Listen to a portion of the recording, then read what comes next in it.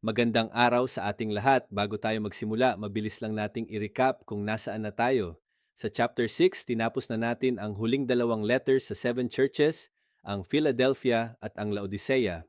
Ngayon, sa chapter 7, may malaking transition na tayo. Aalis na tayo sa mga letters papunta sa mismong throne room ng Diyos sa langit. Ito ang Revelation chapter 4 verses 1 to 11 at ito rin ang simula ng part 3 ng buong Book of Revelation. Isipin niyo yon, hanggang ngayon, nasa lupa tayo kasama ang mga churches, pero ngayon, dadalhin tayo ni John pataas sa mismong throne room ng Diyos. Ang key verse natin ngayon, immediately I was in the Spirit, and behold, a throne was standing in heaven, and one sitting on the throne. Holy, holy, holy is the Lord God, the Almighty, who was and who is to come. Simulan na natin ang paglalakbay papunta sa throne room. Ngayon, ang great transition mula sa church papunta sa throne room base sa Revelation chapter 4 verse 1. Tignan natin muna ang malaking structure ng buong book. Sa Revelation chapters 1 to 3, ito yung mga bagay na nakita ni John at ang mga bagay na present noon, ang 7 churches ng church age. Sa Revelation chapters 4 to 22 naman, ito yung mga bagay na mangyayari after these things, ang future prophetic events simula sa tribulation. Pansinin natin ang phrase na after these things. Ginamit ito ng 2 beses. Una, ang chronology ni John, sumusunod ito sa 7 churches. Pangalawa, ang chronology ng Diyos, matatapos na ang church age at magsisimula na ang future. Ngayon, ang come up here. Ang trumpet-like na boses ni Christ ang tumawag kay John papunta sa langit.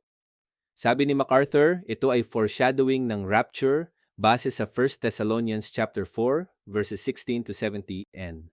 Ang open door in heaven, dinala si John papunta sa throne room ng Diyos. Ang langit ang naging vantage point niya para sa natitirang bahagi ng buong Revelation. Isang mahalagang detalye, church absent, mula chapters 4 to 19. Wala kahit isang beses na nabanggit ang church sa buong Revelation chapters 4 to 19. Ang 24 na elders na kumakatawan sa raptured church, nandun na sa langit. At huli, ang word na throne ay lumitaw ng 11 times sa chapter 4 lang. Ito ang organizing theme ng buong vision na ito. Ngayon, tignan natin ang 7 features ng throne room base sa Revelation chapter 4 verses 2 to 11 doctors. Inayos ito ayon sa spatial relationship nila sa throne. Number 1, the throne, verse 2a. Ang standing ay nangangahulugang fixed, permanenteng reign. Ang sitting ng Diyos ay isang posture ng reigning judge, handa ng kumilos. Number 2, on the throne, verses 2b to 3a, jasper, diamante, ang brilliant glory. Sardius, ruby, ang blazing wrath. Walang pangalan beyond description. Number 3, around the throne, verses 3b to 4. Ang emerald rainbow, covenant faithfulness at mercy. Ang 24 na elders, ang raptured church, crowned at nakaupo. Number 4, from the throne, verse 5a. Kidlat at kulog, divine wrath. Preview. Kapareho ito ng nangyari sa Sinai base sa Exodus chapter 19 verse 16. Babala ito sa darating na tribulation. Number 5, before the throne, verses 5b to 6a. 7 lamps of fire, ang Holy Spirit bilang war torches. Ang sea of glass, transcendent purity ng presensya ng Diyos. Number 6, in and around the throne, verses 6b to 8a. 4 na living creatures, cherubim, lion, calf, man, at eagle. Puno ng mga mata, may 6 na wings. Sila ang pinakamalapit sa Diyos. Number 7, toward the throne, verses 8b to 11. Ang cherubim, holy, 3 times. Nagpapatira pa ang mga elders, itinatapon ang crowns nila at umaawit, worthy are you. Ito ang hymn of creation. Ngayon, mas detalyadong tignan natin ang on and around the throne base sa Revelation chapter 4 verses 2b to 4. Una, ang Diyos sa throne verses 2b to 3a. Jasper, diamante, ang kulay, crystal clear. Ito ang buo, brilyante, at multifaceted glory ng Diyos, bawat attribute ng kaganapan niya, tulad ng liwanag na dumadaan sa isang walang kapintasang diamante. Base rin ito sa Revelation chapter 21 verse 11. Sardius, ruby, ang kulay, blood red fire. Ito ang blazing wrath ng Diyos, malapit ng ibuhos sa isang rebellious na mundo. Isa pang detalye, Ang sardius at jasper ang una at huling stones sa breastplate ng high priest base sa Exodus chapter 28 verses 17. Ngayon, ang around the throne verses 3b to 4. Number 1, the rainbow verse 3b. Inilarawan bilang like an emerald, green ang dominanteng kulay. Base sa Genesis chapter 9 verse 13, ito ang covenant faithfulness at mercy ng Diyos. Ang rainbow sa paligid ng judgment throne ay nagpapatibay sa atin na hindi kailanman lalabag ang wrath ng Diyos sa kanyang covenant promises sa kanyang mga tao. Number 2, ang 24 na elders, verse 4, nakaupo sa mga thrones, may white garments, golden crowns. Sabi ni MacArthur, ito ang raptured church. Nandun na sila sa langit bago pa man magsimula ang kahit anong tribulation judgment. Nakaupo sila, crowned at nakadamit, sumusuporta ito sa pre-tribulation rapture view. Ngayon, mas malalim na tignan natin ang 24 na elders. Sabi ni MacArthur, sila ang raptured church, hindi mga angels. Bakit niya sinasabi ito? 5 arguments. Number 1, seated on thrones. Kailanman ay hindi inilalarawan ang mga angels na nagahari sa mga thrones. Ang church naman ay paulit-ulit na ipinangako na maghahari kasama ni Christ. Makikita natin ito sa Revelation chapter 2 verses 26 to 27, chapter 3 verse 21, chapter 20 verse 4, at Matthew chapter 19 verse 28. Number 2, white garments. Inalok ito sa mga believers sa Sardis, Revelation chapter 3 verse 5, at sa Laodicea chapter 3 verse 18. Sumisimbolo ito sa righteousness ni Christ na naibigay sa atin sa salvation. Hindi ito ang dress ng mga angels. Number 3, golden crowns o Stephanos. Ito ang victor's crowns, kailanman ay hindi ipinangako sa mga angel. Ipinangako ito sa mga faithful believers base sa Revelation chapter 2 verse 10, 1 Corinthians chapter 9 verse 25, 2 Timothy chapter 4 verse 8 at James chapter 1 verse 12. Number 4, ang word na elders, sa Greek presbyteros. Ang Greek word na ito ay hindi kailanman ginamit para sa mga angels sa buong kasulatan. Laging para sa mga taong lalaki, church elders, community leaders. Number 5, ang bilang na 24. 24 na priestly courses plus 24 na divisions ng temple singers base sa 1 Chronicles chapters 24 to 25, sumisimbolo ito sa completeness. Ang 24 ay kumakatawan sa lahat ng redeemed na tao ng Diyos. Ngayon, ang 4 na living creatures, ang cherubim, base sa Revelation chapter 4 verses 6b to 8a. Malinaw na kinikilala sila sa Ezekiel chapter 10 verse 15 bilang cherubim, ang pinakamataas na order ng mga angels na iniuugnay sa holy power at judgment ng Diyos. Ang face of a lion, group, Judah. Kumakatawan sa wild animals. Ito ang hari ng mga wild creatures. Strength, power, dignity. Si Christ bilang Lion of Judah base sa Revelation chapter 5 verse 5. Ang face of a calf, group Ephraim. Kumakatawan sa domestic animals. Faithful labor at patient service. Ang ox ay sumisimbolo sa masipag na trabaho sa paglilingkod sa Diyos. Ang face of a man, group Reuben. Kumakatawan sa pinnacle of creation. Ang tao na ginawa sa larawan ng Diyos, ang crown ng earthly creation, taglay ang rational likeness ng Diyos. Ang face of an eagle, group Dan, kumakatawan sa flying creatures, speed, freedom, heavenly perspective. Umaakyat ito ng pinakamataas, kumakatawan sa transcendent view ng Diyos. Ngayon, ang 6 na wings, verse 8a, base sa Isaiah chapter 6, verse 2, 2 wings ang tumatakip sa mukha, 2 ang tumatakip sa paa, na ang ibig sabihin ay worship.